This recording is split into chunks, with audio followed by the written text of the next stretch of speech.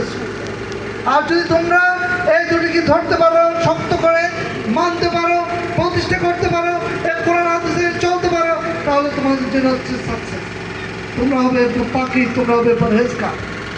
আজকে দেখা যায় এটির থেকে আমরা দূরে ছেড়ে থাকার কারণে আমাদের উপর সমস্ত আজকে পৃথিবীর মধ্যে এত কোটি কোটি মুসলমান থাকার পরও তাদের মধ্যে কোনো শান্তি নেই।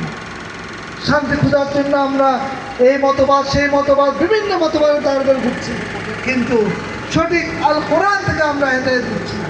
যে ভাইয়ের আমার, সুতরাং আগামীতে একটা সুবর্ণ সুযোগ, তা হচ্ছে ত্রয়োদশ জাতীয় সংসদ নির্বাচন। ইনশাআল্লাহ আমরা ভোট দিতে রাজি আছি। কারা কারা ভোট দিতে রাজি আছেন? আলহামদুলিল্লাহ, আলহামদুলিল্লাহ। আমরা দেখতে পেয়েছিলাম বিগত সময়ে আমরা ভোট দিতে পারিনি।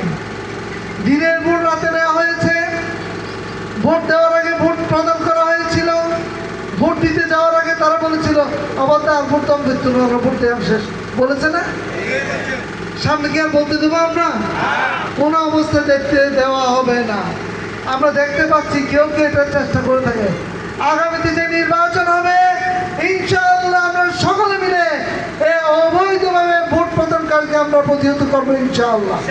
শুধু তা নয়, যদি কেউ আমার ভোট অন্য কেউ দিতে আসে তাহলে আমরা তাকে প্রতিরোধ করবো ইনশাআল্লাহ। আর এই প্রতিরোধ করার মাধ্যম দিয়ে আমরা চাই আল্লাহর রায় এবং কার শাসন? অসত্য শত্রুকে শাসন, অবশ্যই শত্রুকে শাসন। প্রিয় ভাইয়েরা আমার, আসুন যদি আল্লাহর রায় এবং শত্রুর শাসন প্রতিষ্ঠিত হয় রাষ্ট্রীয়ভাবে, তাহলে দেখবেন এই সম্মানিত আলেমগণ সঠিকভাবে আমাদেরকে দ্বীনের পথে নিতে পারবেন, হক কথা বলতে পারবেন, সঠিকভাবে আমাদের হেদায়েত পথে নিতে পারবেন। তাহলে দেখবেন আমাদের যুব সমাজরা তারা সঠিক দিশা পাবে, আল্লাহর পথে চলবে। আমরা যখন মারা যাব আমাদের কবরে গিয়ে বলবে রব্বির হামহুমা কামা রাব্বায়ানি সগীরা। আর যদি তাদেরকে আমরা সঠিক পথে, দ্বীনের পথে, আল্লাহ রাসূলের পথে নিতে না পারি, তাহলে দেখবেন আমরা হয়তো মারা যাব, তারা নিজেরাই চরিত্র হনন হয়ে যাবে। আমাদের কবরের পাশে তো দূরের কথা, আমাদের নাম সহ তারা নেবে না। প্রিয় ভাইয়েরা, প্রিয় মুরব্বীরা, আমরা কি চাই আমাদের সন্তানরা আমাদের কবরের পাশে গিয়ে দোয়া করিতে চাই কিনা? অবশ্যই চাই। এই জন্য যেটি দরকার আমাদের সন্তানদেরকে দ্বীনের পথে, ইসলামের পথে, সঠিক পথে, কোরআনের পথে, হাদিসের পথে, উলামায়ে কেরামদের পথে নিতে পারবো তো ইনশাআল্লাহ।